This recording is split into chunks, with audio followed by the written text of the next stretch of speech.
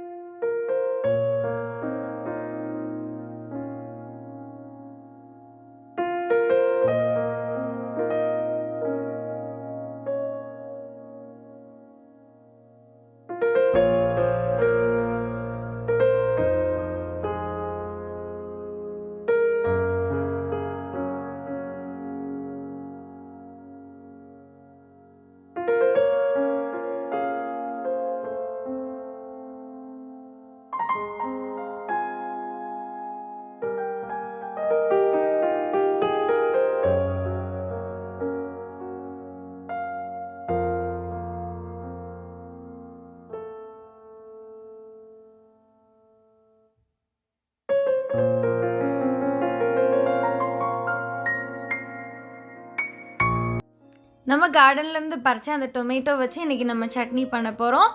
So அதுக்காக அந்த டொமேட்டோவை நான் நல்லா வாஷ் பண்ணிக்கிறேன். ஸோ 4 டொமேட்டோ இன்றைக்கி அதிலேருந்து நான் எடுத்துருக்கிறேன். 4 டொமேட்டோவுக்கு 4 வெங்காயம் எடுத்துக்கிறேன். ஈக்குவல் அமௌண்ட் நம்ம போட்டால் போதும். ஸோ நல்லா வாஷ் பண்ணி அது ஒரு மீடியம் சைஸில் நம்ம கட் பண்ணி எடுத்துக்கலாம்.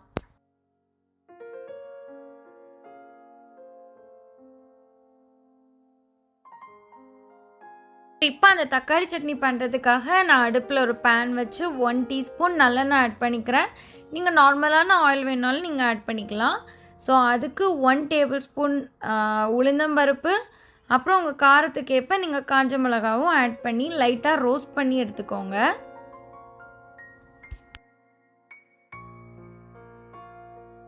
அப்புறமா நம்ம கட் பண்ணி வச்சுருந்த அந்த 4 வெங்காயம் அதையும் இதில் ஆட் பண்ணி கொஞ்சமாக சால்ட்டும் போட்டு வதக்கி விட்டுக்கோங்க. சால்ட்டு போட்டால் ஃபாஸ்ட்டாக வதங்கிடும். 2 கார்லிக் பல்லும் அதில் ஆட் பண்ணிக்கோங்க. இப்போ வெங்காயம் ஓரளவுக்கு வதங்கிடுச்சு. இப்போ நம்ம 4 தக்காளி அதையும் இதில் ஆட் பண்ணி லைட்டாக மிக்ஸ் பண்ணி, இது ரொம்ப நேரம் வதக்கணும்னு தேவையில்லை. அதுக்கு பதிலாக நீங்கள் லிட்டை போட்டு க்ளோஸ் பண்ணி மீடியம் ஃப்ளேமில் வச்சுருங்க. ஸோ அதுலேயே அது குக் ஆகிடும். மீடியம் ஃப்ளேமில் வைங்க, இல்லாட்டி தீஞ்சு போயிடும். இப்போ தக்காளி நல்லா வெந்துடுச்சு. இதில் நான் 1 டேபிள் ஸ்பூன் கோகோனட் ஆட் பண்ணிக்கிறேன். நீங்கள் எவ்வளவு தக்காளி வெங்காயம் எடுத்துருக்கிறீங்களோ அதை பொறுத்து நீங்கள் கோகோனட் ஆட் பண்ணிக்கோங்க. கோகோனட் ஆப்ஷனல் தான், வேணும்னா நீங்கள் ஆட் பண்ணிக்கோங்க. ஸோ லைட்டாக மிக்ஸ் பண்ணிவிட்டு நம்ம அடுப்பை ஆஃப் பண்ணிக்கலாம். சூடு ஆறுனதுக்கு அப்புறமா நம்ம மிக்சியில் போட்டு நல்லா கிரைண்ட் பண்ணி எடுத்துக்கலாம் பேஸ்ட் மாதிரி. சூடு ஆறிடுச்சு, நான் மிக்சியில் போட்டு கிரைண்ட் பண்ணிக்கிறேன். நீங்கள் தண்ணி ஆட் பண்ணணும்னு தேவையில்லை, ஏன்னா வெங்காயத்துலேயும் தக்காளிலையும் தண்ணி இருக்குது இல்லையா, ஸோ அதுவே உங்களுக்கு நல்லா கிரைண்ட் ஆகி கிடச்சிரும்.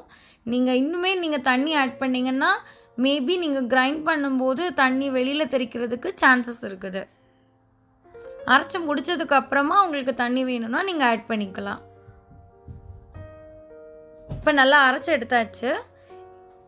இதை இன்னொரு பவுலில் நம்ம ட்ரான்ஸ்ஃபர் பண்ணிவிட்டு இதுக்கு தாளித்து கொட்டிக்கலாம்.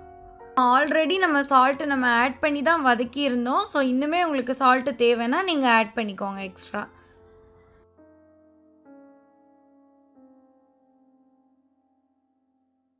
தாளிக்கிறதுக்காக நான் அடுப்பில் ஒரு பேன் வச்சு அதில் 1 டேபிள் ஸ்பூன் நல்லெண்ணெய் ஆட் பண்ணிக்கிறேன்.